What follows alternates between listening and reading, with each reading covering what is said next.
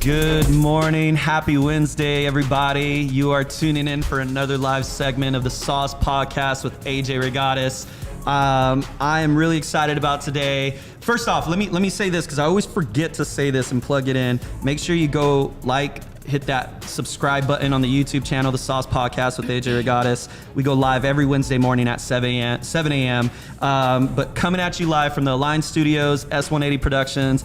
I got an amazing guest today that I've been looking forward to. We actually planned this out, about a little over a month? I think longer than that. Yeah, she was like, AJ, let me check my calendar. You know what? I'm available September 21st. And I'm like, okay, that's like a month and a half from now. Yeah. But yeah, no. So I'm really excited to have my guest on today. She's an amazing woman. She's someone that obviously has a presence, on social media. I mean, it gets a lot of people looking at her like, wait, who is this woman?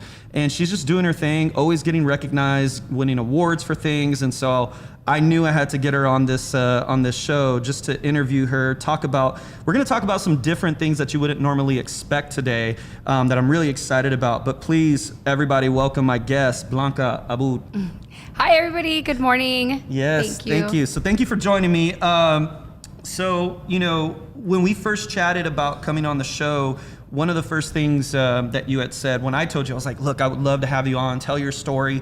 You had mentioned, you're like, look, dude, I'm tired of like talking about, how I became successful, which you are. You're a very successful woman. Thank you. And just to kind of give some background, I enjoy having people on here that love to tell a story, that have an amazing story to inspire.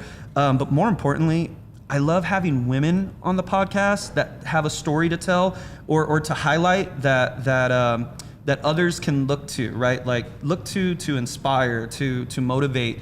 But also my 2 daughters watch my podcast. They don't watch it live because they're at school right now or they're getting ready for school, but they do watch my podcast. And I told my daughter too, and I was going to be on. The way I see it is I look for ways to inspire my daughters, like or motivate my daughters. Like just this past weekend, I took them to go see, what was that movie? The Woman King. Okay. It just came out. I haven't Really heard of it. beautiful movie. Yeah. I recommend everyone to see this movie. The Woman King. Yeah, and if you have daughters, take them to see it. So Okay. it's very big on women empowerment. Very big on women empowerment. And so we're watching this movie, and it's about this amazing woman that's like just built to like accomplish everything, right? That she's been faced with. And sure enough, I'm like reaching over to my daughters and I'm like nudging them, like, see, a woman doesn't need a man. And I'm over here like counterintuitive to what like a dad should probably be saying. But I'm like, see, like women don't need men, like girls don't need a boy. And we can do it. And my daughter's just like, huh? Like, what are you talking about? But yeah, really good movie. So anyways, yes, that's why I like to have people such as yourself to come on the show to share a story, but also, you've reached this level of success and you brought up a really good point that made me actually think that, man, like that's right. That's so true what she's talking about. You want to talk about today on how to maintain that level of success, which is I think that's very important because we all have this goal, right? Of I want to achieve success, whatever that term success to everybody, because it's different for everyone. What that definition of success really looks like, and now it's like I want to achieve this level of success, but we don't often talk about once we get there, what are we going to do? Like how do we maintain that? Right? It's one thing to get up there, but when you're on top, the only place you can go is down. So how do you maintain that? Exactly. Right? Yes. So can we start off though with, let's get a little background about you. I want our audience to know a little bit more about you. Yeah, for sure. So like you were saying, the reason I came on, because I first was going to decline because it is really early. Ouch. But I said, you know what, let me use this opportunity to talk about things that people don't normally hear. Everybody wants to hear, how did you become successful? What do you do? And if you listen to any motivational podcast or anybody's story, it has a lot of the same points, right? It's the same hard work, determination, you can't give up. And I just don't want to talk about the same thing. I want people to know that you're not really set up or prepared for when you become successful. Nobody prepares you for the things that are going to happen, or nobody really even talks about the things that happen once you are successful. So that's so thank you for giving me a platform to talk about that. But a little bit about myself. I'm from El Paso, Texas, born and raised. My family is from Chihuahua. I actually lived in Ciudad Juarez the first 5 years of my life. We moved to El Paso, Texas. Born and raised in El Paso. I graduated college, went to UTEP, so go Miners. That's my school.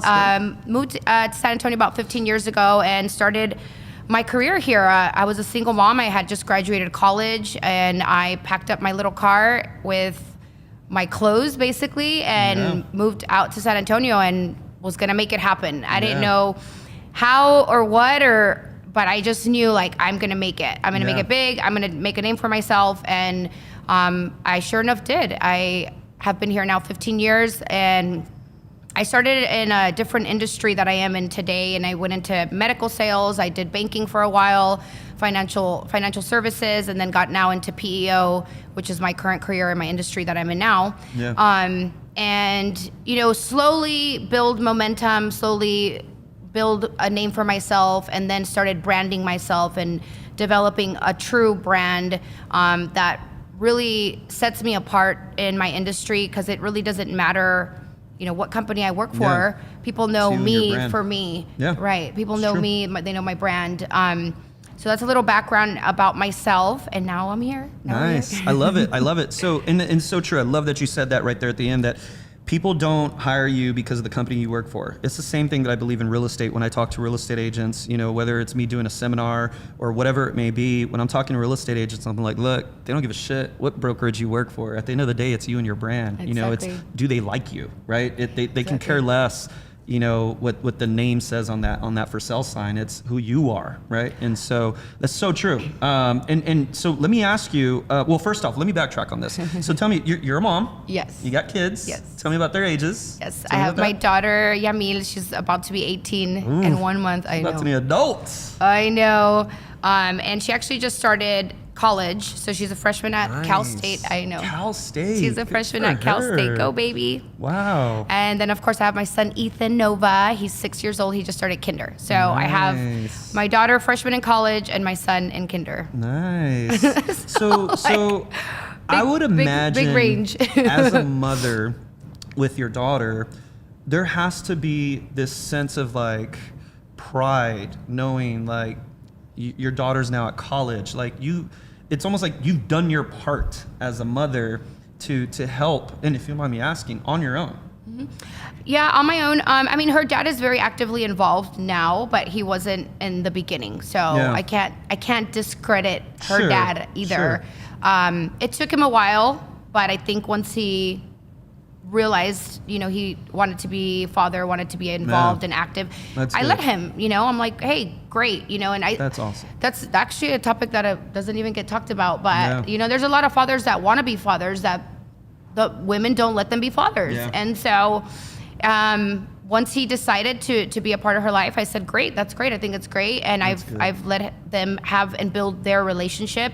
And he's a great dad. That's awesome. He's a great father. So for a big part of my beginning here in San Antonio, I was a single mom and I had my daughter by myself, and her father was not involved, and it was a struggle. It was a struggle. We struggled, and you know, I always talk about, we slept on an air mattress. We had a little 13-inch TV. We were in a little one-bedroom apartment in the hood, which I didn't even know I was in the hood, 'cause I didn't know San Antonio.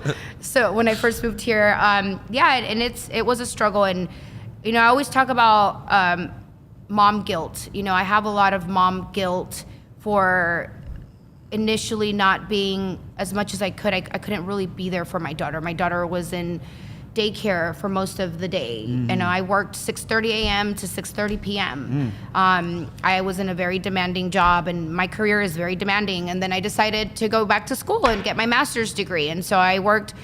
At that time, I then went to the bank, so I kind of had a 9 to 5 per se.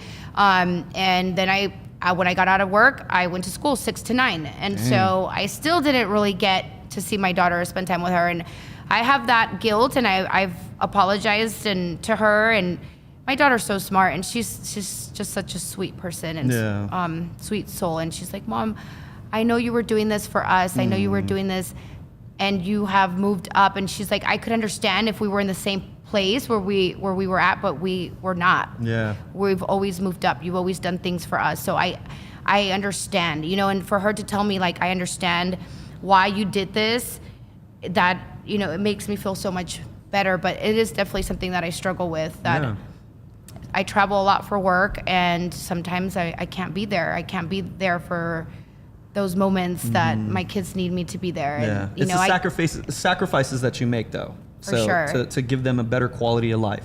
For sure. And it's great that your daughter recognizes it, especially now as she's becoming an adult, you know, like that she recognizes that and she understands that. Maybe in that moment, especially for a young kid, they might not realize it or recognize it, but when they grow up, they reflect, right? And that's a big part, like, even of my adulthood. Like, I've reflected on so much as a child that I mean, I remember me and my mom being on our own, you know, from when I was born till, which obviously I don't remember that, but from when I was born till I was about, I believe, 8 years old when she met my stepdad and remarried. And so you know, I remember those days of me and her taking the bus, you know, her taking me to work with her and sitting, she was a waitress at the Sizzler. So I would sit in a booth and her coworkers would just entertain me while she's working, you know? And so I remember those days vividly. Oh yeah, even I as used a to little take her to kid. my office, used to take her to meetings with me, and I Yeah. would sit her outside of the meeting and I'd be like, sit right here. So definitely, oh yeah, she's seen me work. I want her to see those things. Like Yeah. I want her to be, you know, at my office, seeing me work with clients. I want her to see those things. And I have taught my daughter to be independent, and I have taught her that education is important. So I'm very proud that she's in college right now. Not just any college. And not just any college. Dang. But that she knows that she doesn't really have an option to not go to college. Yeah. You know, that like a lot of people ask me, well, is she going to go to college? And I'm like, yeah, of course. Like, what else would she do? Yeah. Like, but see, it's your mindset, right? Which we're going to get into mental strength, but it's also mindset. It's what you believe. Like you said, you went to UTEP, which is a D1, you know, I'm always referring to sports, but it's a D1, you know, premier, like, what do they call it? A collegiate. It's a collegiate school that's very highly recognized. My sister almost went to UTEP. She actually got a full ride offer. But now for your daughter to go to Caltech, like, you know, that's not common in our culture, right? In the Hispanic culture, it's, yeah, we probably won't go to college, you know, Oh, or you know, it's if I go, I'd be the first one in my family that would be going to college, you Right. know, and so that's not a common thing. But for you, it seems like you were raised with, no, it's not an option. Like, I'm going. And Oh, so no, you've no, no, instilled no. that on your kids no, too. hold on, back Yeah? up. No, I was not raised like that, actually. Really? Yeah, I had a full ride scholarship to UTEP. I had a full academic scholarship. I was valedictorian. My education was paid. Obviously, my parents did not save for college. Sure. They didn't even care. I graduated high school. I was top of my class. They didn't even care that I went to college or not. My mom actually would tell me to stop going to school and would tell me to wow. find a husband to support me. And why was I going to school? She was so confused. Like, what are you Yeah. doing? I don't understand, you know, and So you instilled it in yourself. I instilled it in myself. Okay. And instilled it in my daughter because Okay. and it gets me upset that culturally that's what we're supposed to do. Yeah. It's like you graduate high school, okay, now go find a husband and get married and Yeah. find somebody to take care of you. Yeah. And that's what my mom would tell me. And I'm like, no, lady, do you not see? Like, I'm freaking smart. What's wrong with you? Like, I'm not going to do that. Yeah. And so I was not raised like that. I had that in my head. Like, that's what I wanted to do. And I love education. I love knowledge. I loved college. Like, Yeah. I went back and got my master's degree, and I'm thinking about going back and getting my PhD. Yeah. I just love So learning and having knowledge, and that to me is so beautiful. Yeah. And that's why I've instilled that in my daughter, because I tell her that's something that nobody can take away from you. Mm-hmm. Nobody can take away your education, your knowledge. So let me ask you this. If you instilled it in yourself, where did you find the motivation growing up? Like, what caused you, what created the motivation for you? Like, to want to just succeed in life? Like, you know, I like figuring out, like, where did that start from? I don't know. I realized that I was really good at school. Like, I've Yeah. just been an academic nerd. I'm Yeah. just really good at school. I love school. So Yeah. I just, I don't know exactly where that came from. It's just the way that I'm made Yeah. and the way that I'm wired. I always talk about people are wired differently, and that's just how I'm wired. That's just Mm-hmm. Nice. how I'm made. Okay. I always excelled in school, and I guess that motivated me. The fact that I was getting good grades, that I was getting recognition at school for academics, that motivated me. I never played sports, so I wasn't into sports. So it's either sports or academics, Yeah. right? So I leaned towards the academics, and I excelled, and I started feeling good about myself, and I was like, wow, I'm really good at this. Yeah. Like, okay, there's something going. I got something going on here. Yeah. So that's kind of how it happened, and the motivation comes from just my internal drive. I'm Always wanted to self-motivated. do better. Yeah, I'm self-motivated. I always want to do better, but I realized at a young age that I could put my mind to something and accomplish it. Yeah. And I put my mind, and whatever I put my mind to, I can accomplish it, and I can make it happen. Yeah. And you know, I started doing things that I'm like, okay, I'm gonna do this now, and I would do it, and Yeah. I'm gonna do this now, and then I would accomplish it. So, Yeah. I guess that achieving mentality, and Yeah. that's kind of how I'm built. Yeah. I always say, like, I have an overachieving mentality, Yeah. and that motivates me. And Yeah. then I start getting motivation and energy from just being around people Yeah. and pursuing my passion and pursuing my purpose, and that fuels me and gives me energy and then motivates me to keep going. Nice. So we're still on this topic. It feels like we're it's touching a lot, on it, the mental strength. Yeah. What do you use? Like, is there any mind hacks that you use on yourself? Like, for instance, when you wake up in the morning, what's your little routine? Like, do you throw in a motivational speech or something? Like, what do you do? How do you start your mornings? I mean, it just depends. My day, every day is different. I have a routine and I've mastered my routine, but I'm in sales, guys. Every day's an adventure. Like my assistants always tell me like, man, I don't even know what I'm gonna do today. Sometimes, every day is different. So it just depends if I'm traveling or if I'm in town or if, but I listen to Eric Thomas a lot. I listen to a lot of motivational speakers, and I'll throw on a podcast or just music in general. But I really try to work. I'm trying to work out in the morning now because that has given me more energy throughout the day. So I've been waking up and just hitting the gym first thing. That's the first thing I do. I'm gonna wake up, I'm gonna go to the gym, and then I'll get my day started. So I've been riding my bike a lot in the morning. Yeah. Okay. Yeah, and that has really given me, it's kind of some clarity. Yeah, and for like mental strength, right? What we're talking about is it gives me time to clear my mind, and because I always am going, I have so many things in my head that doing something to clear my mind and escaping a little bit. And riding my bike kind of helps me do that too. I like that. Yeah. No, that's good. And that's good that you identify what helps you with doing that. Like, we all have different, like, for me, I rely on ending my work day by 5 so I can go to the gym every day, right? Like, that's my way of decompress and letting, and it's funny because even at the gym that I go to, all my friends there are just like, dude, like, you show up and you're quiet. Like, you don't even, especially now with the brokerage. You're in your zone. With this brokerage now, before it, I used to show up and it was like knockoff time. Like, I would work out, don't get me wrong, I would get my workout in, but I would crack jokes and just be joking with everybody. And it's funny how, like, unintentionally, like, my mind has shifted where, I guess because I have a bigger workload and I deal with different things now on a daily basis, to where by the time I get to the gym, like, I don't want to talk to anybody. I just want to work out, and I'm quiet. I'm probably one of the most quietest ones now in the gym. Good. And it's because I'm just like coming in and I'm just ready to work out, get out, and people are there mingling and bonding, and that's great, but I'm just not, I don't care to do that anymore. More for me, it's like I need to unplug, decompress, and just kind of let it off. Or another thing I like to do is I like to go to the movies by myself.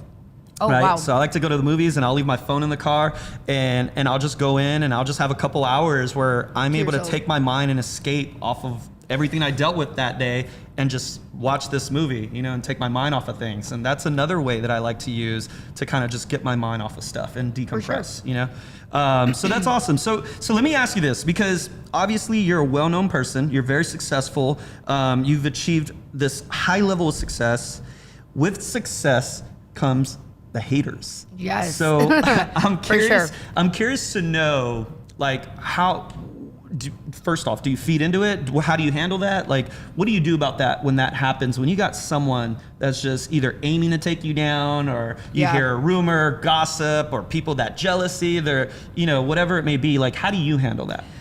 So I will say that at first it used to bother me a lot if I heard a rumor, heard somebody say something about me, and I used to take it really personal. And man, it would even like ruin my day. I would let it just affect me so much.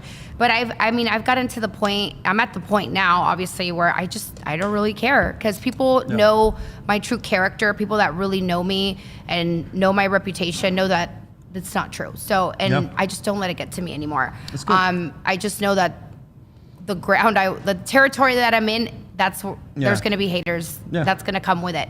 And they say, if you don't have haters, you're not doing doing things right. That's right. True. So, but I guess when I finally realized that I made it, it was a weird point in my life. I had made a career move, a career decision, and I had already made a name for myself in my industry. I'm in the PEO industry, which is professional employer organization, and I'm at the top 1%. I've been recognized. I've won national awards.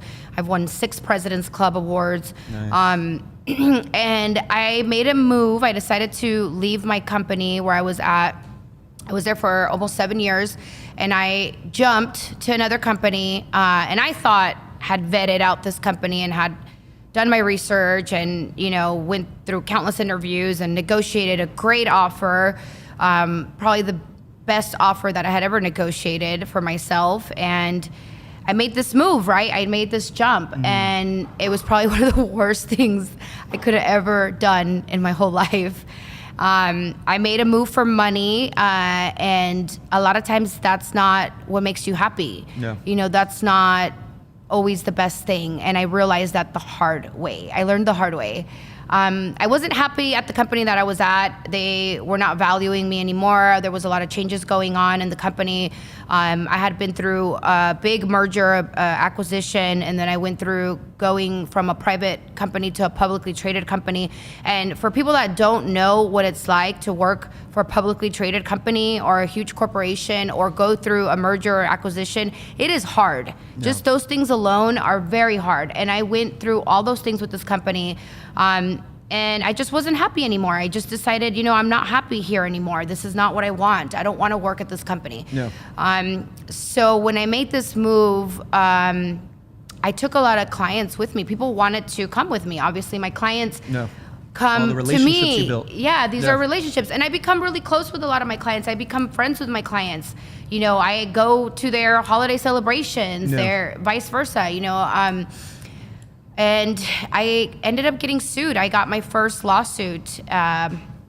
Congratulations. Thanks. Yay. And when it happened, and I have never actually talked about this, but I want to put it out there. Obviously, it's public record. It's nothing private. Yeah. But nobody really knows about it. And when it happened, I didn't even really realize what was happening because I never had been sued before. And I was sued by a major publicly traded company, and they hired a top-notch attorney to go after me and take me down. They wanted to take me down. Yeah. They wanted to take Blanca Abbud down, and they were so upset that I was not working there anymore, and they were going to take me down and ruin my name and ruin my reputation. And in some ways, they did that. In some ways, they were able to do that. And it was a very stressful time in my life. I had just left my company. I went to this new company that I hated. And then I was getting sued. And I, was very stressed out. I could not sleep. It was just a very bad time in my life. And I had to be very mentally strong, and I also had to be able to have the right people on my side during that time. And I'm blessed. That's one of my blessings, is that I have a very good support system. I am able to pick up the phone and call somebody, and I have very good mentors and people that I confide in, and very good attorneys. Yeah, a lot of attorneys, a lot. You gotta lawyer up. That's when I learned that I had to have an attorney for everything, and that's when I knew that I made it. I'm like, man, they're really trying to take me down, and they are trying to ruin me. And I was like, man, little old me is getting sued by this huge company. And I laugh about it now. I can laugh about it now. But when it was happening, it was not a laughing matter. Yeah. It was not. It was very serious. And after I won the case, after I won my case, this company even went as far as taking a copy of my lawsuit and sending it to every single employee that left that company. So I started getting, after the lawsuit. They're trying to use you as an example. Oh, I was an example. Wow. I was an example. I was made an example. And I started getting messages on my LinkedIn from all these people that were like, hey, I need to talk to you. I just left this company and I got a copy of your lawsuit in the mail. Wow. And I was like, what? So I talked to a couple people, and it started happening. And I mean, I work for national companies, so these were people from all over the US, like New York, New Jersey, California. And then the first couple people, I was shocked, right? I was like, what the heck? And they're like, yeah, I'll send you a copy of it. I'm like, send me a copy of it. I want to see this. They would send me copies of it. And then after a while, that people kept messaging me. I was like, yeah, I already know. Yeah. I already know. I don't care. And that's where the mental strength comes in, and that's where your ability to overcome is so important, because I could have potentially let that situation really mess me up. Yeah. I could have let that situation mess up my career and get me out of the industry. I could have said, you know what, forget the PEO industry. I don't want to be in this industry anymore. I hate it, or whatever. And I was like, no, hell no. Like, I'm the PEO lady. Like, I can't go anywhere else. Where am I going to go? Yeah. And it's a cutthroat industry, right? It's pretty cutthroat, yes. Male dominant? Male dominated. PEO. Brittany Libretta. You want to give her the term again? Yes, PEO is Professional Employer Organization. That's the acronym. I'll go into a little bit more detail. Yeah, she'll probably need you to go a little more detail. Yeah, I'll go into a little bit more detail when we get to that part of the segment, when we get to that topic. But that's what it stands for. Even just knowing what it stands for doesn't really even explain it very well. And I guess I should just talk about it now. Since we're just talking about it now. Since we're just talking about it. Thank you. Conceptually, what we do is we help business run their operations, and we run their administration. We run their back-end office. We're their support team. We're their back-end office. So we focus on 4 core areas. So 4, right? Yeah. We focus on payroll and tax administration. Okay. We focus on HR. We build companies' HR infrastructure, their policies, their procedures. We have employment attorneys on staff for our clients. Nice. For anything that happens, any HR related issues, any HR questions, they come to us. So in essence, we're their outsourced HR department. For a lot of companies that maybe can't hire a full HR director, or a lot of business owners that are small, medium-sized businesses, they end up doing the HR themselves. Yeah. And they end up doing their payroll, and they end up doing all these things, and then they end up messing it all up. And then they end up getting sued. Yeah, I was going to say, it exposes themselves to liabilities. Yeah. And that's what we do, really. We lower the risk and liability for our clients so that they can perform what they're good at, so they can perform their business, and they can grow their business and scale their business. We also put the technology in place so that the employees can onboard and open enroll and offboard and be able to have their information at their fingertips. We do time and attendance technology. We do job costing technology. We do applicant tracking technology. So we set up a company for success. Yeah. We set up a company to grow and scale. Many of my clients have expanded, so I'm so proud of my clients, by the way, to multiple locations, multiple states. And I am a part of that. Yeah. I'm a part of their growth and their success. So that's 2 of the areas that we focus on. And then we also focus on insurance. So we do employee benefits, which is my specialty. We do the whole benefits package for employees. So if you go work at a company and you get offered employee benefits, that's what I do. I put that package together, and all the way from medical, dental, vision, disability products, life, ADD, group 401k. I only do groups. Okay, so we only deal with companies that have employees. That's another big question. I always like, hey, I need insurance. Can you help me? No, I can't. Save me money on my insurance. Exactly. I need a quote. Can you help me? I'm like, well, do you have employees? Or I get messages on LinkedIn all the time. They're like, hey, I see all your information, all your videos. Like, I have a business. Can you help me? I'm like, how many employees do you have? Well, it's just me. Well, no, I can't help you. I help businesses with employees become successful, grow, and take risk and liability off their plate, take the administration off their plate, so that they're not having to deal with that. And then lastly, we do commercial insurance, we do workers' compensation, and we do risk management in companies. A lot of the companies that I deal with are blue-collar industries, they're high-risk industries, they're manufacturing companies, they're the trades. I do a lot of trade companies. I do a lot of wholesale distribution companies that have warehouses, that do manufacturing, that are in high-risk, do high-risk things. And so I help them lower their risk and become safer and have safety protocols in place. And we develop their safety manual. We do OSHA compliance. We do safety training. We do everything having to do with lowering the risk, right? Nice. So it's a lot to cover. Yeah. It's a lot. Very complex. That's what I do. That's what I do. Nice. People don't understand. Like, even some of my best friends don't understand what I do. So let me ask you. It's hard to explain. With that being said, like, let's talk about your experience. So how many years, I think you touched on it, but how many years have you been doing this for? 10 years. 10 years. And so talk to me about, like, you and your business with taking risks and challenging yourself to take that next step to whether it be, like we talked about it, like increase in pay, or how to take yourself to that next level to continue to stride for something, right? To keep shooting for something. Because like we talked about, now that you've reached this level of success, how do you maintain it? How do you stay at the top, you know? Yeah. So, And is it lonely at the top? It is lonely at the top. That's not a lie. Yeah. So that's a lot of different things there. So taking risk, I definitely am a risk taker. I think that I've taken risks just in my career, and really, I've been in sales really all of my career, but I've been in a lot of different forms of sales.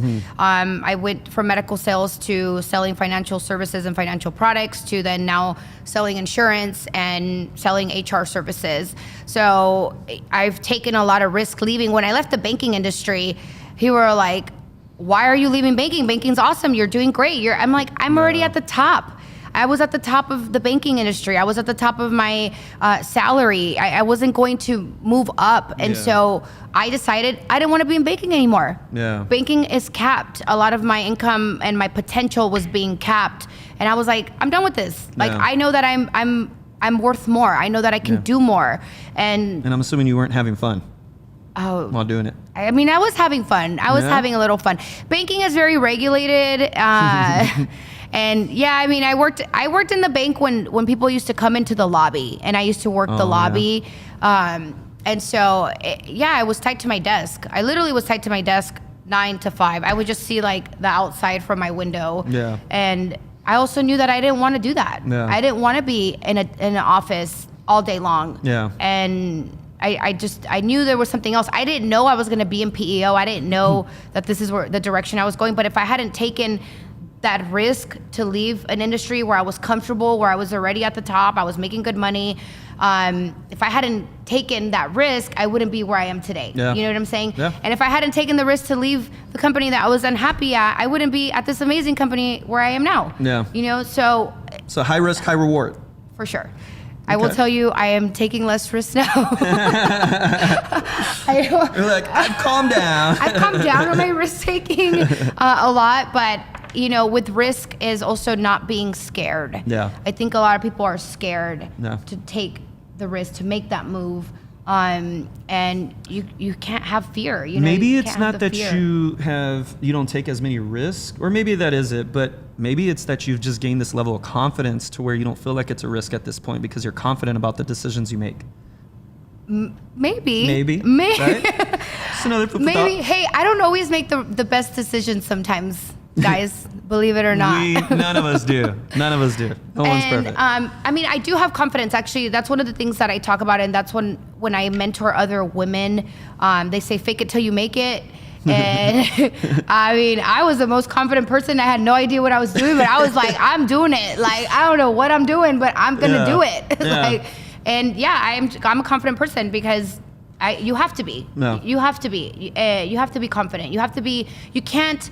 Especially working in a male-dominated industry, you cannot let them see that you're scared, that you're weak. Sure. Yeah, you can't. You have to be confident. You have to be so confident that they're threatened, that you are a threat to them. And that's basically what I am to a lot of people. Yeah. And especially men in my industry or men in general that are in sales. And I always, you know, it's funny because a lot of my haters are not women. A lot of my haters are men. Really? Oh, for sure. Oh, yeah. Really? Oh, without a doubt.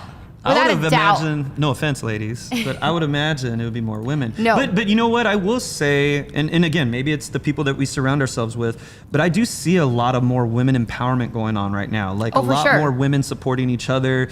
Now, whether it's fake or real, I don't know, but it's really cool to see. Whether it's fake. Well, you know, because again, you know, like Who's fake empowering people? No. I'm referring to the people that are like, oh, good for you, girl, and I'm happy for okay. you. Like if But they're that's not? legitimate or not, okay. or genuine. That's true. But at the same time, like it's really cool to see because I don't really see anyone hating on each other. But then again, like, so, okay, let's refer to social media. I don't really see negative stuff on my social media, but that's also because I've spent so much time over the past few years where if I saw something negative, I would either delete that person or unfollow them, right? Because I'm just like, I don't follow any news stuff on my social media. I don't follow anything that I feel can portray a negative aspect on what might be going on in my mind that day, right? So I think that plays a role too. Like people will be, I would always say like most of my time spent on social media is unfollowing people or unfriending people because Blocking I'm like, people. negative, Block. get off, negative, get off, negative, get off. Yeah. And especially with me, like I'm not a negative person. Everything. Well, we know like, what AJ's doing.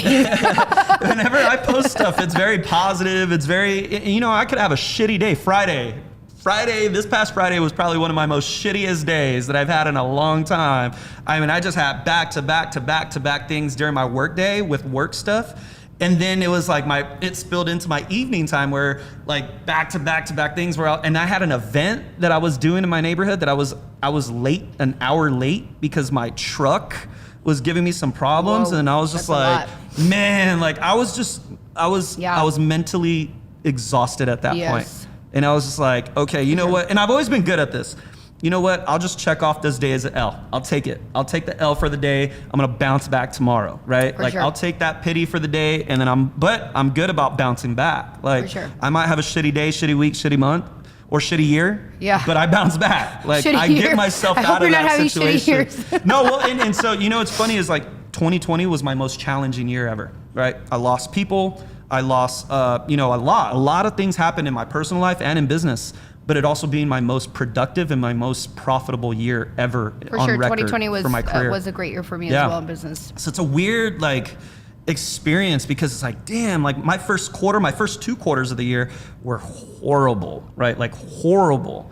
And somehow we prevailed and we bounced back and we make it happen. And sure enough, like I said, it was my most profitable year ever, you know? And so yeah, I've always been good at bouncing back, but you gotta be bounce back game is so that's strong. that mental fitness, right? Yes, like that's, let me ask you something real quick. So I'm curious to know, I know you said like, you gotta be careful who we surround ourselves with, that support system, right? Do you have a go-to person in your personal life, not work, not your mentors, but in your personal life, that if you're having a bad day, you know, you have almost like your accountability partner that you can go to and be like, hey, and you just kind of vent, right? But you got them to back you up to where it's like, nah, girl, you're good. Don't worry about it. Like, I got you, or whatever it may be, you know? Like, well, sometimes, you know, we overthink a lot of things. And so you kind of have to talk to somebody else to say like, hey, like, am I looking too deep in this, or like things like that? But I have my go-to people. They know who they are. Yeah. Good. That's good to have though. I have my go-to. I have them on my favorites. I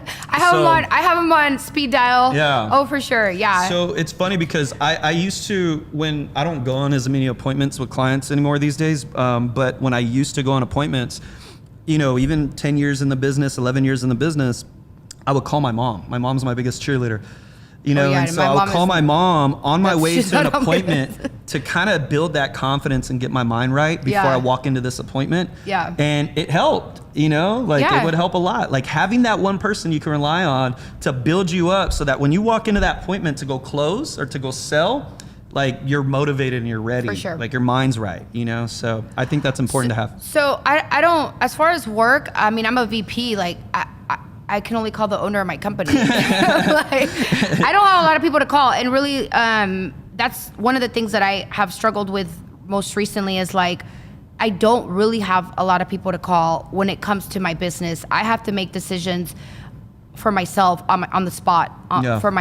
There is nobody to call. I'm a vice president of my company. Like, and if I call my boss doesn't really want to hear that. Yeah. You know, he needs to know. That's not what I put you in that position for. He needs to know that I'm capable, that I'm able to handle these things. And that in itself can wear you down. Like making decisions all day long is stressful. Yeah. Because I don't always make the right decision. I hope that I'm making the right decisions, but I don't always. And so that's stressful. I mean, motivation and having a bad day, yes, I have people to go to, but in the position that I'm in, there is not a lot of people I can reach out to. Yeah. There's not. Okay. I can reach out to maybe some of my peers, and if they're not busy, you know, they can help me out, but it is a hard position to be in. So that kind of touches on one of the topics I wanted to talk on is while you're at the top, lonely at the top, right? At the top. So because that you've already identified, like there's not many people to turn to at your level, right? Or in your career, because I would imagine too, you got to be careful on who you trust. But so what do you do in those situations? I just cry. I call my therapist. Yeah, that's good too. Yeah, no, I mean, I like you said, I just wait till the next day. Yeah. A lot of times when you're having that bad day or that moment, it's just in that moment. Yeah. The next day is always better. And I take a step back. Yeah. I have to take a step back. I have to remove myself. And honestly, I had a bad week and a bad day maybe a month ago or so, and I just took a nap. Yeah. I took a nap. I was like, you know what? I'm gonna go to sleep. I've done that plenty of times. I don't know what to do right now. I'm gonna go to like. I'm just gonna go to sleep. This is horrible. This day already went to shit. Like I'm just gonna go to sleep. Like, you know, and I'm gonna wake up and things are gonna be better. Like so, it's hard. But the reason why I say it's lonely at the top, and a lot of the things that I deal with in companies that I deal with is confidential information. So again, I can't disclose a lot of things to people. One and two. I travel a lot for work, and I cover the whole state of Texas, and I also sell nationally, and a lot of people don't know that. It's hard to travel for work. It's hard to be in and out of hotel rooms. It's hard to live out of your suitcase. That is hard in itself, and sometimes I can't do it, and I drive a lot to a lot of my appointments, and I've gotten lost. I actually went to Houston recently, and I got lost. I got so lost, and the highways are so messed up in Houston. Oh my gosh, I had like an anxiety attack. Yeah. And I was like gonna cry. Like I was late to my meeting. It was pouring rain. I missed my exit, and I like get lost in Houston. I was like, yeah, for real. Dang. And I'm like, what the heck? And like I didn't really have anybody to call. Like I just called my client. I was like, I'm running late. I don't know where I'm at. It's pouring rain. They understood, of course, but you know, situations like that, like I have to handle on my own. You know, I have to be able to handle these situations, and a lot of people are not mentally strong like that, and that wears you down, and you do become mentally exhausted. And you know, just the whole traveling, a lot of people see me traveling and they're like, oh my gosh, she always gets to go to all these cool places and stay in all these cool hotels, and I'm like, it's not that cool. It's not that cool. I'd rather be home with my kids. Like, it's not that cool. Like, I have to do it for work, and my clients depend on me. My clients count on me. So it's like, that makes me push through it, because at the end of the day, like, I'm there to help my clients, and I'm there to help their business. So that helps me push through it, but it's freaking hard. I mean, driving 6 hours in one day, going to meetings, you know, catching flights. I have a client that's in the middle of nowhere, have to catch 2 flights and then drive 30 minutes, and they're in the middle of nowhere. And so just getting there is like, I'm already tired. I was gonna say, it's exhausting. I'm already now tired. You gotta put on your sales mind and get ready to sell. It's a lot. So that is a lot. So okay, so let's talk about, as it's a lot. Let's shift a little bit. Let's talk about, if it's okay with you, your personal life, right? Specifically, your relationships, your dating life. Like, how has that been affected with your position and where you're at with your career? Well, it makes dating very complicated, to say the least. You know, I get, like, commonly my friends, even my mom, gets so concerned about me. Like, ya cásate. That's how my mom is. You know, it's like, what's going on? Like, are you okay? Like, it's just, you know, it's not that I don't want to have a partner or don't want to be with somebody. I think everybody has that need to be with somebody. And it's not like, oh my God, I'm this super independent woman, I don't need a man. No, like, I don't think that either. It's just, it has become so complicated to date. And even when I do date somebody, they really don't understand what I do. And how involved I am with my clients, and how complex my job is. And the hours that I have to work, the traveling that I have to do. I have to be with somebody that's very secure in themselves, because a lot of my clients are men. And I wine and dine my clients. I take them out. I do a lot of different things with my clients, and an insecure male is not going to be able to understand that.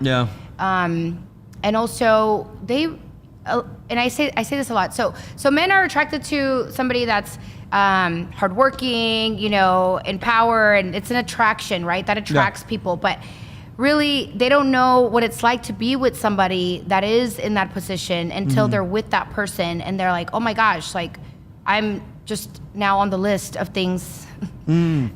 They're a task. Or, you know, like, let me see when we can go to date night, or we could do this, or you know, right now I'm in Q4. It's a very busy time of year for me to be able to fit in a dating. You know, where do I fit that in? Exactly. Where do I fit that in? And then just having somebody supportive. You know, somebody that's really truly going to genuinely support me. in what I want to do and the growth that I see in my future, and really growing together. And everybody says these great things like, oh yeah, I want to find a supportive, but really finding that person is very hard. Yeah. I feel like right now I'm just so busy. I just can't even. Yeah. I just can't even date. Yeah. Yeah. I get it. Basically. No, totally get that. Yeah. So let's talk on that though too. Let's expand that. When it comes to like communication, very direct? Are you very like? Give me the gist of like what your expectations are, or what you the type of person you are. So for the people that know me, they know that I am. Salu's over there laughing. I am a very direct person. I'm just not a very emotional woman. So I'm a very like black and white, more factual type of person, because I'm a very analytical person. Like my mind doesn't recognize emotions sometimes.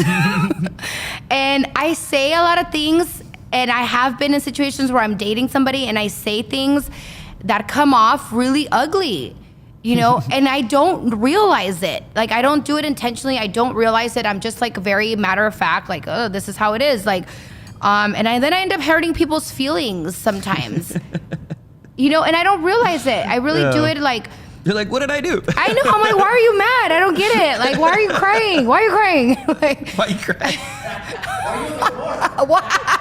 Right? And I mean, it's not funny, like, but it's because I'm always in like this business mindset, and in business, like, it's numbers, and numbers don't really have emotions, and it's more black and white. And I guess I treat my dating life or my relationships like a business, like a partnership, like a business partnership or something. And it's been hard. I've changed my ways a lot for my friends that know. I've been working on that and how I communicate. I can't communicate the same way that I would communicate in a business meeting with whoever I'm dating. Yeah.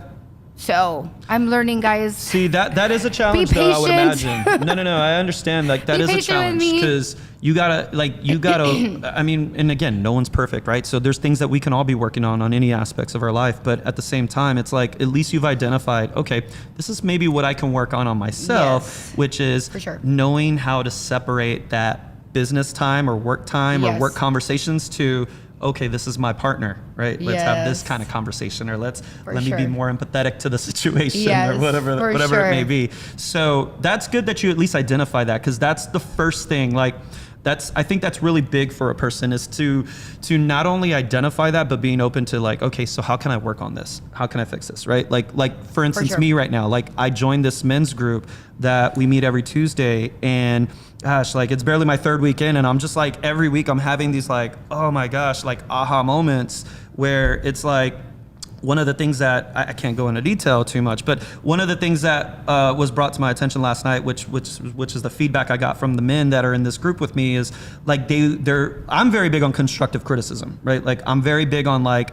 make me aware, because I don't always trust my self-awareness, right? So like when they're giving feedback, like one of the things they said was like, well, bro, like it's awesome that you're recognizing what you're challenged yourself with, right? To where you can at least identify it, because most people don't, or they refuse to. They refuse to admit they have a problem, right? They refuse to admit like, oh, this is something I should work on, And so that's really big. I think that's really big for someone, because that's the first step. At least we've recognized that. Now, what do we do? What are the steps that we're taking to work on that and be better? So. Yeah, and I used to have this mentality that was like, well, this is how I am. Like, take it or leave it. Yeah. Like, either you love me or you don't. Like, I don't know what to tell you. But sign here. Do you want it or not? Like, this is what you get. And I'm a very transparent person. And that's how I am, and I operate my business that way. I operate with my friendships. I'm a very honest person. I try to always say and do the right thing. But I do identify these things, and I know my weaknesses, and I know that I have to work on them. If I really want to be the best version of myself, I have to work on them. I can't continue to just be like, okay, this is how I am. Like, no, it's like, okay, I know this is how I am. Like, what am I doing to make that better? Because I strive to be better and improve myself, and that is an area that I lack in. not that I don't have good communication skills. I have great communication skills. I just need to tailor my communication and be a little bit more empathetic. Yeah. And so, and that's Just rely on emojis. yeah, right, Use the exactly. emojis. And that's just one, and that's just, I mean, I have a lot of areas of weaknesses. You know, I'm not great at everything. I'm very, very good at a lot of things. Yeah. But I'm not the greatest yet. Yeah. Yet. I like that. I like that. But I am going to be, just so everybody knows. Yeah. Let's get this right. Yeah. It's coming. So let's talk on this topic, mastering your art. So people Yes. are wired differently, Yes. right? You know, there's something about learning to ride a bike story that I'm curious to hear Oh, about. I don't know why I put that in there. Yeah, so I guess I had it. Okay, so let's back up a little. I was in a meeting recently, and this guy started talking to me about the Japanese tea ceremony, Okay. which I didn't really know a lot Yeah. about, right? I was like, what are you talking about? I don't know about this. And when you read about this, it talks about how these women, they have what's called a tea ceremony, and they practice that tea ceremony every day, and it's an art. It's an art form. Okay. And it's basically you're drinking tea. Yeah. That's what it is. Okay. But It's like a networking event, or no, it's serving tea. That's what it is. It's wow. serving tea, but they have to master it and do it in a certain way, and they practice their whole lives Yeah. for the tea ceremony. It's like this Interesting. thing, and it's Okay. called mastering the tea I ceremony. wonder if that has anything to do with the Japanese tea garden that we have here Maybe in town. Could be. Huh. Could Okay. be. Okay. So I was like, wow, like that is awesome. And I was like, that's what I've been doing my whole life. Yeah. Like I've been mastering my art. I've been mastering what I do. And like what I was just saying, and I had somebody in my company tell me like, hey, you're really good. You're one of the best I've ever seen, but you're not the greatest yet. Ooh, and I was that's like, good, though, oh, that you I was can have like, someone tell you man, that. Steve Scott, by the way, that was Steve Scott that told me that. He's our COO. Yeah. And I was like, oh man, I was like he put me Yeah. in my place. He's like, look, Yeah. you're really good. You're one of the best that I've seen, but you're not the greatest. Yeah. You're not the greatest yet. You can be the greatest. Yeah. And that's what I strive to do. And so then it reminds me of mastering your art and mastering the Japanese tea ceremony, right? And Nice. mastering those Okay. things. And it's like riding a bike, right? Yeah. And I put that in there because I remember learning to ride a bike. And I remember that I taught myself to ride a bike. And my parents were not very involved. Yeah. You know, I had my parents there. My parents were there. And my parents were together before my dad passed away. But, they were not, my dad ran his business. My dad was very busy. My mom, I have no idea what she was doing, helping my dad run his business. And I remember learning to ride my bike when I was like 5 or 6. And I literally it was a big bike. It wasn't a little bike. And I had to like climb up I put like a little ladder, and I like climbed up and put myself on there, and I kept falling. I kept falling. And then I was like, okay, I'm going to do this. I'm going to learn how to ride this bike. Yeah. And then I rode it, and I was like, oh my gosh, I'm riding my bike. How did you stop that first time? Oh, I fell. No, I fell. I totally freaking fell. I remember. Like, I just broke my arm. Yeah, But, you know. I know. And I still have like a scar on my knee from falling on my bike. Yeah. Like really bad. Like, and I remember coming back to my house, and I was like, Mom, I fell on the bike, and I was like bleeding, like down my leg. But you know, I was determined that I'm going to ride this bike. I'm going to get on this little ladder. I think it was like a little stool that we had, and I was like, I climbed on there, and I was like, I'm going to climb on the bike, and I'm going to ride the bike. Like, Yeah. and I didn't stop. I remember I did not stop like that whole day. I did not stop until like I learned to ride my bike. See, this is very interesting that you're saying that you're telling this story, because now it gives some understanding, I should say, with your journey and where you've gotten with your career, where you're at, where you're going, where your mindset's at. It's like, if no one's going to help me, I'm going to do it myself, and I'm going to train myself, or I'm going to, you know, like, you've gotten to this level of success and maintain this level of success because you were determined since you were a kid to do shit on your own, you know, to figure it out on your own.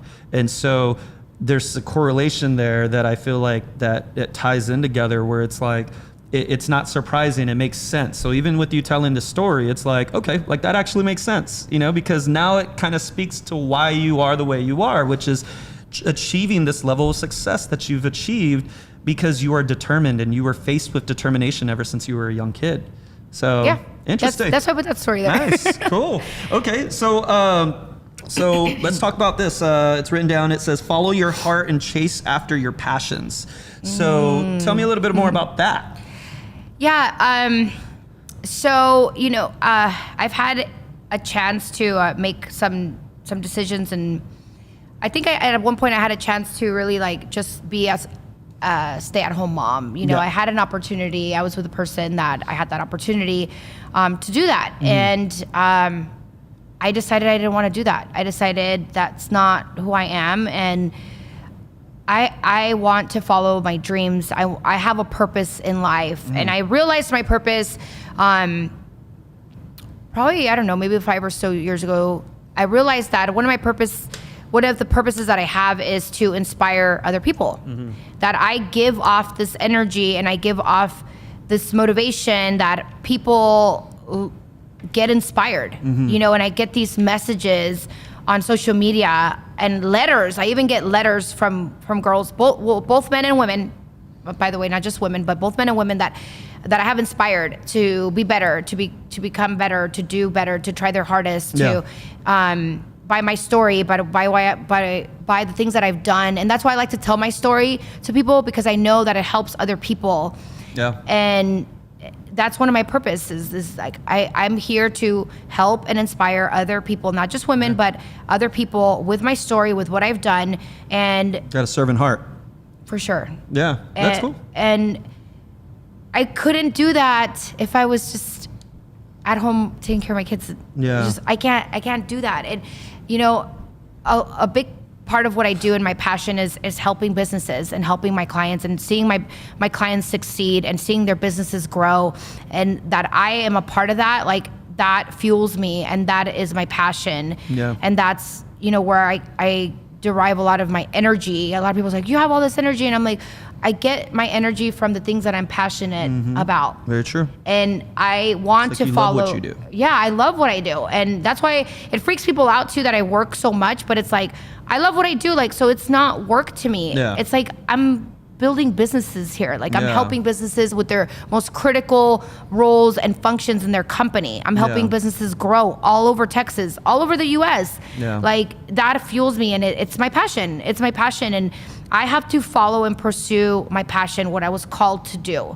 And I truly feel that that is my calling. And once you find and identify your purpose and identify what you're supposed to be doing, it's a whole different game. Like, you're doing things, you do things differently, and I have to follow that. I have to follow my heart, because that's what makes me happy. So I'm curious to know, do you ever see yourself at some point in your life becoming some type of like coach, business coach, doing consulting for others, considering that you've reached this level of success? Yeah, I kind of already have started that. Yeah? Yeah, Okay. I have a lot of things in the works. That's awesome. Yeah. That's good. There's definitely a lot of things. I mean, things as you've been talking, I've been thinking about this, and I'm just like, man, I can see her being a business coach. Yeah, I mean, I've developed training. I've developed my own curriculum. I haven't fully dove into it because I just don't have the time.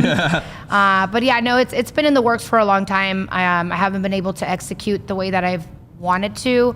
And there's also a little bit of a conflict there with my career. So True. It's in the works, guys. I don't know when, but it's definitely, I've built it already. I just haven't put it out there yet. Yeah. So talk to me about your journey in mastering your craft. Yes. Let's talk a little bit about that.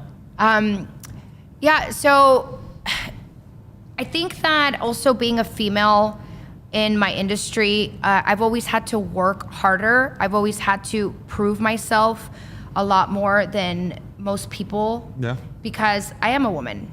Yeah. So I have to be a master at what I do to be looked at, I feel like, the same. Yeah. Damn. Yeah. And that's the truth, and it sucks, and it's sad. It makes me sad. It used to make me sad. Maybe it doesn't make me sad anymore, but that I have to work twice as hard as a male in my industry. I feel like now that I have my brand and the reputation that I have, I feel maybe that has come down a little bit, but I have been on a journey throughout the years in learning what I do, learning the ins and outs of business operations, learning everything about a business, and not only about a business, but about a specific industry, and becoming an expert, a subject matter expert in what I do. Yeah. And I have been on this journey, and it takes a lot of studying. It takes a lot of experience. It takes a lot of work to be able to get to that place. Yeah. And that's what I've been doing this whole time. And I'm still doing it, and I'm still on this journey to be the best and to master my craft and master my art. And I'm still doing it. Yeah. And it's not easy. It's not easy. A lot of people, would have given up. And sometimes I feel like giving up. Yeah. Sometimes I'm like, okay, what the heck am I doing? Yeah. Like, why do I have, why? I'm already good. Like, why do I have to be the greatest? Why do I have to be the master at my craft? Yeah. But, and I think, when I was having that bad week, I was like, I just want to give up. Yeah. I just want to give up. I don't want to do this anymore. And luckily I called a couple people, and I was working a hard deal, and called a couple people, and I was just like, I'm not doing this anymore. Yeah. And they were like, no, why are you going to give up? Like, what are you doing? Like, no, you have to go. You have to go put your best foot forward. You have to do this. I ended up getting the deal. Yeah. But a lot of the deals that I work on take years to close. Really? Years. Wow. Years. Okay. So one of my biggest clients to this day right now, it took me 7 years, by the way. Wow. 7 years. Wow. Yeah. Damn. They take years, and so that's another reason why a lot of people don't make it in my industry. Yeah. A lot of people get in my industry, or they want to be in my industry because they're like, oh my gosh, like we see like you're doing so good, like I want to be in PEO, and I'm like, okay.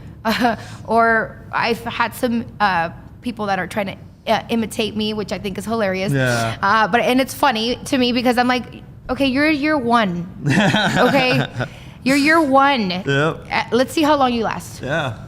It's funny because even in real estate, it's the easiest thing to get into. Yeah. And it's the easiest industry to get into, to get your real estate license. And so, it's going to be very interesting, or it's already interesting to see like how this market's shifting and it's tightening up, and all those people that, like I've talked about it before a few times, where all the people that have gotten the business in the past couple of years, all they've experienced is easy deals falling on their lap. Now it's going to require them to work for that commission check and building those relationships. And so I'm really curious to see how a lot of people are reacting to this in the industry. They're going to find out quick that it's not as easy as they thought it was. I agree. So, for sure. So I can relate to that. So let me ask you this: what makes you happy?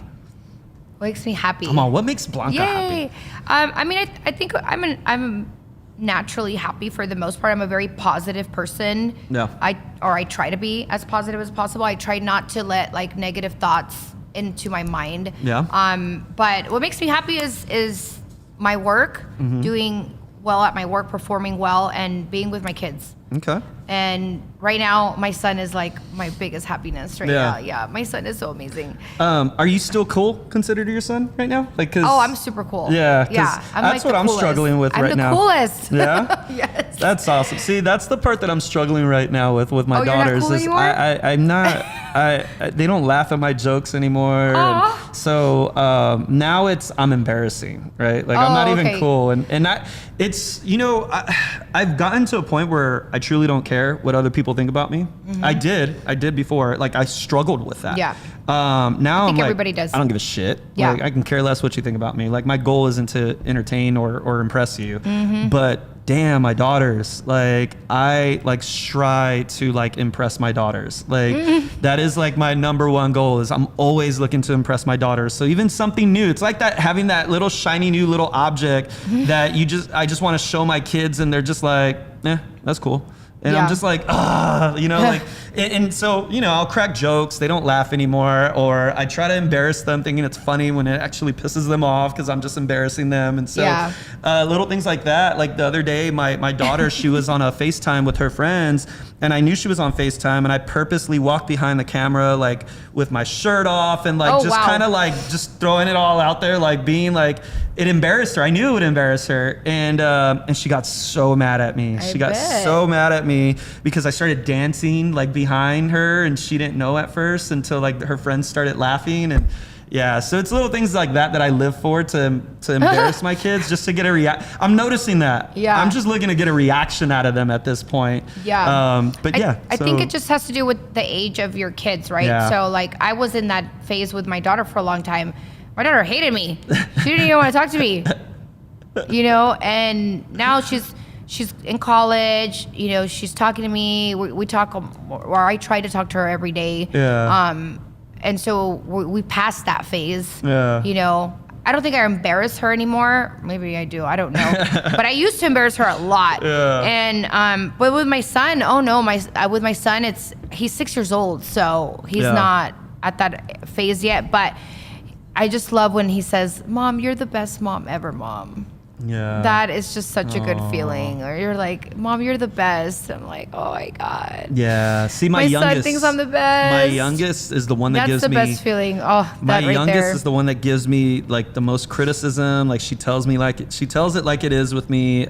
She hurts my feelings a lot, but every once in a while, every blue moon, she'll give me that random "I love you, Dad," and it's just like, she gets me. Oh, like, I she know. gets That's me. the You know? best. That's the best feeling for sure. But so let me ask you. Let's shift over. So with social media, society, like, what do you feel like is? What do you feel like people have these like expectations of you, like how you're supposed to carry yourself, how you're supposed to be presented, how you're supposed to, like, you're Blanca Abbud. Like, tell me, like, what? I'm Blanca Abbud. Yeah. So I think I've struggled a lot with my appearance, and I think that's one of the things that I really don't like, especially on social media. Yeah. You know, I work so hard to make this awesome, amazing content that's educational. Yeah. Do you know, like, most people don't even listen to my videos. All they do Really? is look at my face or look at me. Yeah. And they're like, "Oh, your videos." I'm like, "Well, do you know what I was talking about? What I was saying? Do you know what I was talking about?" Yeah. Like, or I've had haters on my social media, just saying things, you know, like I did a TikTok one time, which TikTok is not for my industry. It's definitely not. But I was like, let me try it. I did a TikTok, nothing crazy. I literally was going like this, like, you know how you like point or whatever, like, So I did like maybe like 4 like this. I wasn't even like, hey, like nothing like that. Hi, I wasn't doing anything like that. And this lady was like, "Oh, that's how you get clients? You're just gyrating she goes, "You're just gyrating your hips." And I was like, wow. I've never even had anybody say like gyrating. I've never even heard that I word. know. I would not know what that meant if you asked me to even spell it. I mean, and it's like, you know, the way that I look and my appearance, I get judgment on that. And people are like, "Oh, you're just a pretty girl. You're just a pretty girl." Shit. That sucks. Yeah. You know, and that's how you get your clients. It's because you're pretty. I'm like, "Oh, okay. Yeah." You know, and that's a very hard thing for me to have those comments and people thinking that way. And it's a hard thing. It's like, well, how else? This is how I look. How else am I supposed to look? Yeah. Like, but I think, you know, that changes once people get to know me. It's just people that don't know me. For sure. Which those are the people that don't matter. Really? You know, and here's the thing that I'll say too, like, you're always gonna have someone hating on you, right? And especially when you put yourself at a platform and you achieve a certain level of success, now you have everyone looking at you. So now you're gonna, like, think about those percentages of the people that don't know you, which that's the thing too. The people that always got something to say about you are the people that don't know you. Right? Yeah. And that's what I've noticed. Till this day, I got haters. I got haters on my social media that I know about, that I allow to follow me, right? Oh, good. And I know they say things about me, and I allow it. And I'm like, that's okay. Like, most of these people don't even know who I am. Yeah. Right? Those are the first ones that have something to say about me, but yet they've never met me. They've never interacted with me, but yet they have an opinion on me. And so I've learned, and honestly, I think I had my big breakthrough almost about 5 years ago when I posted my testimony. So found my faith, got baptized. Pastor Ed, which I know you're a CDCer too. So Pastor Ed had said something one time where he was like, oftentimes we see people on social media talk about, like, they highlight their moments, they highlight their wins, they talk about the great things that are going on in their life. How often do you see someone come from a place of humility? How often do you see someone come from a place of being humble and being open to constructive criticism, being open to being judged, based off of others' opinions, because we're talking about something that's tragic or something that just being very authentic, right? That influenced me to not only write my testimony, but post my testimony. And I'll never forget that day because it was such a breakthrough moment for me where I posted my testimony and I laid it all out there. I remember calling my mom before I posted this testimony and I told her, like, I cried to her and I told her, I was like, I'm about to talk about some things that you never even knew about. Wow. Did I miss that? And I laid it all out there. Yeah, I laid it all out there. That's brave. And sure enough, since that day, I'm telling you, since that day, I now, like, because I've laid it all out there, it's like, it's almost like I refer to, how Eminem on the 8 Mile movie where he's battling the guy. Please tell me you've seen the movie. Yes, of course. Okay, so when he's battling the guy and he goes to the guy and starts saying everything that's wrong about him or anything he can pick on him about, to where it's like, what else do you have to say now, right? And so that's how I treated it, because I was like, I put it all out there. Yeah, for sure. I'm gonna let everyone criticize me. I'm gonna let those that want to judge me, but this is who I am. And since that day, I've come from a place of vulnerability, but also authenticity, where people are like, bro, you're so genuine, or bro, like, you just throw it all out there. You don't care. And I'm like, I don't care. I really don't care, because like I've said, like, the only people I care to impress are my kids.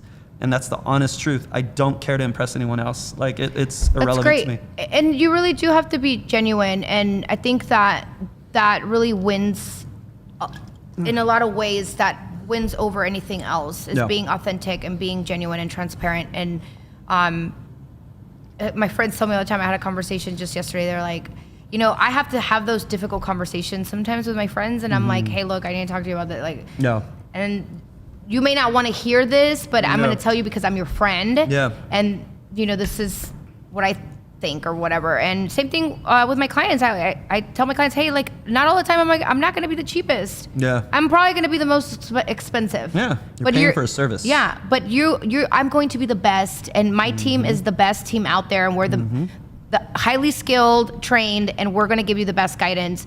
Yeah. So, and I tell people, I'm like, hey, and I'll analyze different quotes and I'll do side by sides, and I'm like, hey, look, I'm not saving you any money. Yeah. And I can't always save money and bring in a team of experts into a company to clean it up and make them grow and save them money. Yeah. Sometimes I do. A lot of times I do. Not all the time. And so, I totally lost my track. Oh yeah. I totally lost what I was saying about being genuine and being transparent. You know, it's like, people like that. Yeah. People gravitate to that. Yep. And really, and the fact that you can identify your weaknesses and where you need to work on, instead of like trash talking, because there's a lot of trash talking that goes on in my industry, a lot. And I don't do that. I'm like, nope, I'm going to focus on the factual differences between me and my competitors. I'm not going to trash talk, because I'm just not that way. That's not how you win business. That's not how you win deals. And so, and it's worked in my favor. So what I'm trying to say, that's what I'm trying to say, is that it's definitely works in your favor in the long run. And when you show people that you're also human, like I'm a real person. Yeah. I'm a real person. Like, I struggle with these things. These are things that everybody struggles with. Yeah. It comes, across different. It's like, oh man, wow. Like she goes through the same stuff I go through. Yeah, like, for sure. For sure. So those are the things that I wanted to put out there. And I strongly, and I want to talk about what women have to go through, because we are faced with a lot of different challenges, I would say, especially in business, being in business and being around males all the time and competing against males.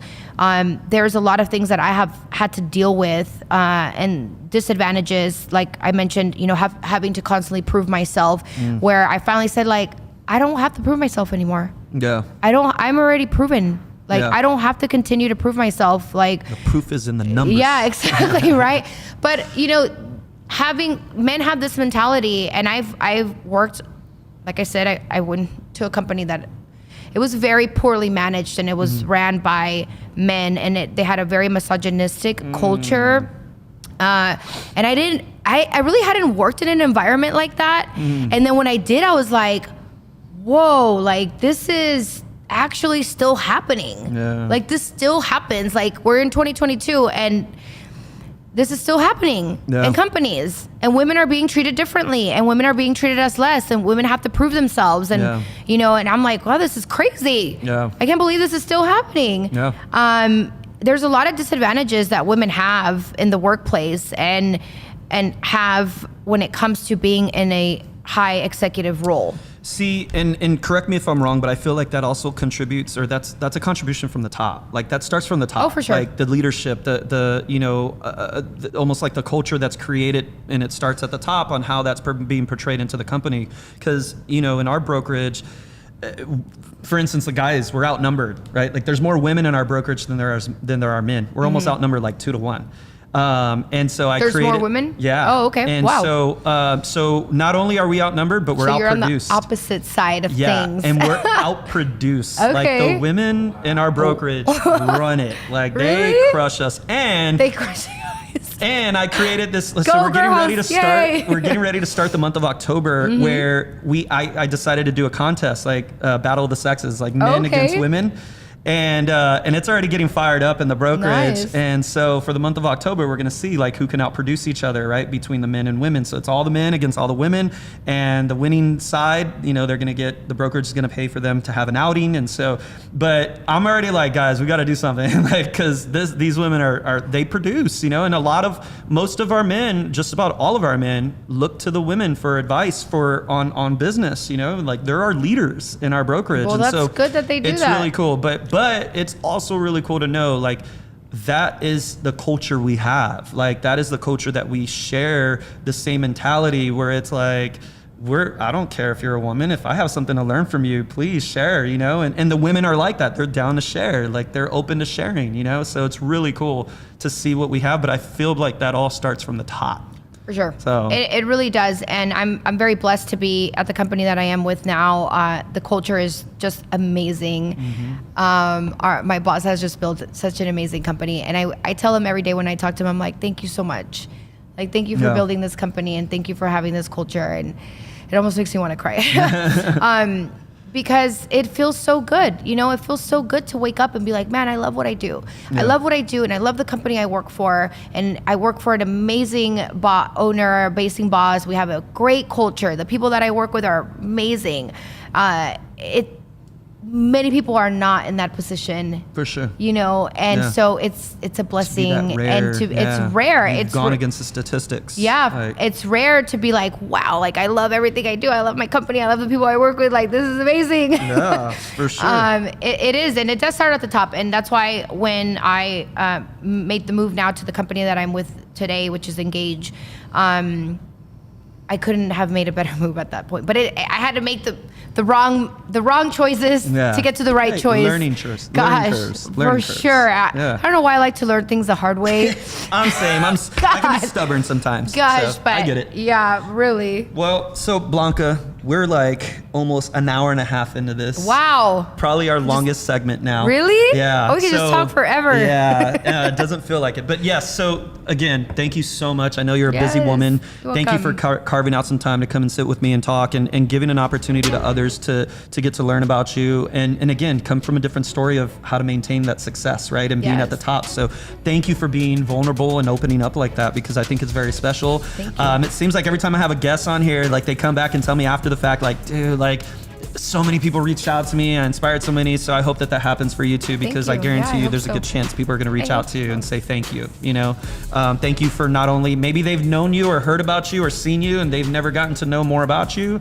And thank you for sharing that, so that it gives them an opportunity to learn about you. So thank you so much for joining me today on this. All right, guys, we're going to wrap this up. I got to share something with y'all that I'm going to be plugging in over the next few weeks.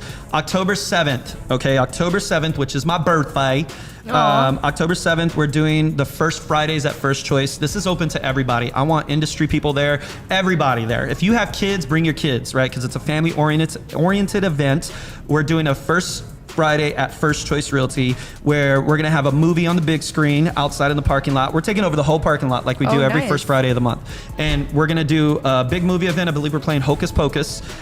Bring the kids, have them dress up in costumes. We're gonna do a costume contest. We're gonna do trunk or treat. So if you're a vendor, if you're a business owner looking to put your business out there, we're expecting anywhere from hopefully 200 to 300 people to show up. So we're expecting a big turnout. If you're a business that would like to participate in the trunk or treat, please go with me so I can get you connected with my office manager.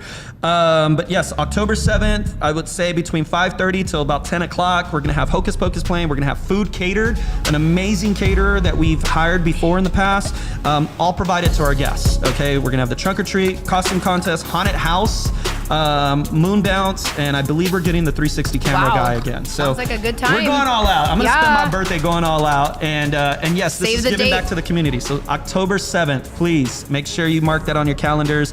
Guys, I just want to share with y'all. So for next week's episode, I'm really excited about this one too, because and just in case a lot of you didn't know, this month is National Suicide Prevention Month. Okay, I have an amazing guest that's going to come on the show that's going to talk and open up about his past experiences. He's a veteran that has battled with PTSD.